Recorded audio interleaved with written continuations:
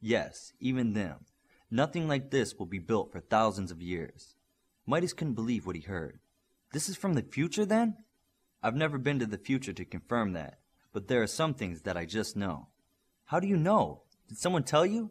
Did Omni tell you? Will he be from the future? Midas started to ask questions at a rapid rate. Connors held up a hand to quiet Midas. Joseph, just stop. He paused to look at the boy. I've been thinking about this conversation for a long time, and now that it's here, it's not like I expected. What are you talking about? Let's just start from the beginning.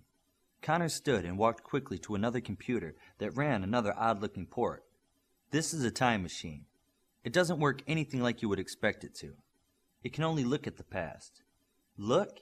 Can't you go into the past? Well, you can look anywhere, anytime in the past only. The port won't open to any place that you can mess things up or meet yourself. How does that work? I'm not sure, but I have a theory. Midas was paying full attention to Connors. What's the theory? Time is aware and self-healing. This machine will only work within those bounds. I can look all I want, but I can only go back in time to places that I won't hurt time. You're saying time is intelligent? That, or God is protecting it. Take your pick. Can you show me how it works? Sure. This is where I adjust the time, the date. Here is location, and we can steer the port around like a camera to see from whatever angle we want to.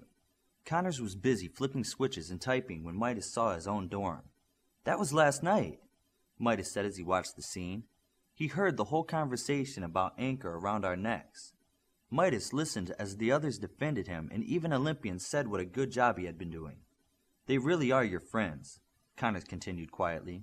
And Jilly only told me because she knew it was a misunderstanding. Midas felt bad for how he had been thinking of his teammates. They are my friends, he thought. Is this what you wanted to show me here? No, there's so much more.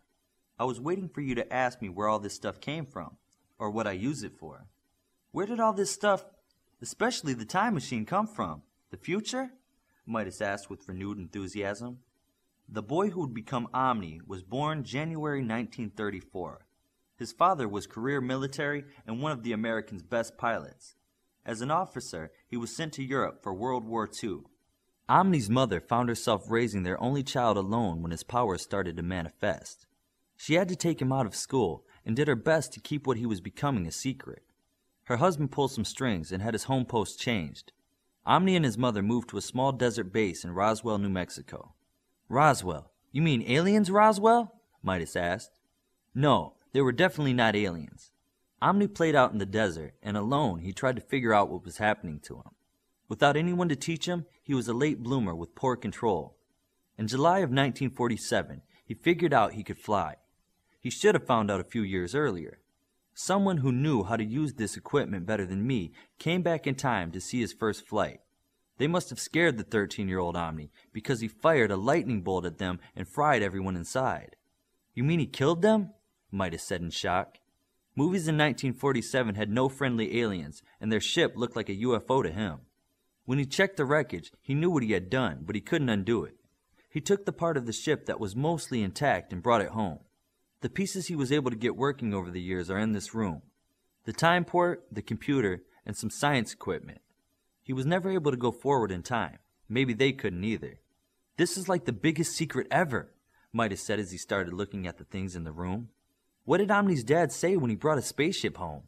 Omni's father died in the war. He never came home, Connors sadly stated. How? If his invulnerability was anything like Omni's, Midas was cut off. His father didn't have superpowers. No more questions, just listen. Connors led him back over to the supercomputer console. This is the biggest secret ever. The word Omni has two meanings. One is the superhero Omni. The other is to describe a class of super being with at least one unlimited power. But then she told you that, didn't she? Did you see what she told us on your time port? Not so high tech. I keep track of what my team accesses on the computer system. I saw everything she accessed on the computer that day. So you know that we know that your handle was Manchester Jack? Midas asked slowly. I will never confirm nor deny anything that will compromise my secret identity, Connors said with a smile. Right. Something else here. Connors directed him back to the computer.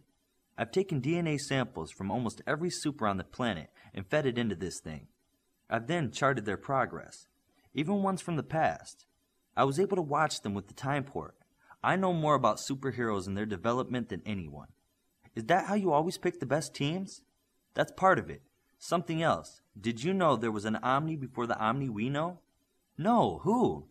His name was Amra. He was born about 3600 BC in Upper Egypt. He was kind of a primitive, low-powered Omni. He didn't have the body or the ability to manipulate energy, but he had at least one unlimited power. What was it? Telepathy and mind control. He could read and control humans and animals alike. Even though he wasn't a strong Omni, he still lived hundreds of years. Let me give you a quick lesson in history. Real history. He started to unify tribe after tribe, village after village. Amra had many children who had part of his power. His firstborn son was A.K.A. Connors continued. His firstborn son traveled to Lower Egypt to make his own mark, but eventually died of old age. Back then, old age was about 45. Amra's children lived twice that. His second son, A.K.A, was in Upper Egypt following in his father's footsteps. Lower Egypt started to fall back towards barbarism, so Amra traveled south and took up his son's name. Amra told everyone he was A.K.A, and with his mind control powers, they believed him. When A.K.A died, Amra sent another of his sons to take his place. His real name was lost to time, but some called him King Scorpion. Amra then had another son named Narmer, probably his most capable son. Together with his father, they united Egypt. Amra's grandson, Menez, took over Egypt after that. Amra's last son, Hor-Aha, took over after Menez died. Hor-Aha had a son named Dajir, who took over after him. All this took about 3 centuries to happen. Amra was now old and died with his offspring leading Egypt. He had hundreds of children and thousands of grandchildren. All had some of his ability to read and control minds. During this time, Egypt was an unmatched power. Their rule also gave rise to the animal gods and some of their superstitions about falcons and cats and other creatures that they could talk to. That's one reason for some of the hieroglyphs that we see today. Egyptian magic was born in that some of those from Amra's bloodline could just make you think what they wanted to. When the strongest of Amra's line died, his weaker descendants fought amongst themselves. With no clear ruler, Egypt would come to war again and again. Amra wanted his name to be remembered through his children and sought to have their names raised higher than his own. He was a good father, selfless like that. But his name was not forgotten altogether. Even though it was not written down in his lifetime, his descendants prayed to him to come back and re-empower them. They remembered his name as Amn-Ra, or Amn-Ra, or Amun-Ra, or just Ra. After a few centuries, the power was spread out altogether. Midas found his first question and asked, "You mean the first Omni was the god Ra, the sun god?" I think they just tagged the sun god part on him in the second dynasty. The sun being the source of life and day and all that. Point is, he was the first Omni. Look here. Connors made the computer bring up a string of DNA and displayed it for Midas to see. You have a DNA sample from him? Took a trip back in time. The food was horrible. Connors waited for the joke to be understood. Midas smiled and turned back to him. You were really there? I've been everywhere, Connors said with a sigh. But the end is in sight. Look at this. Connors showed another strand of DNA. This one is our Omni's DNA. The second Omni, even though everyone thinks he's the first. There are certain gene markers that have to fire off in a certain sequence that will allow the individual to become an Omni. Science can't duplicate it. Midas had paid attention when Bioforce spoke of things like this. Did their parents or other family members have these markers? Their parents didn't have any superpowers, but they were naturally occurring perfect near misses. Each Omni had them as parents. Connors pulled up a third DNA strand and placed it next to the other one. What is that? Midas was sensing the gravity of what was going on.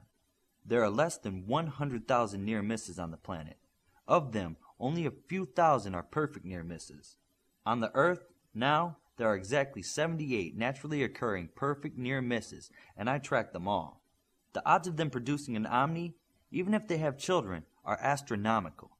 Connors pointed at the third strand of DNA.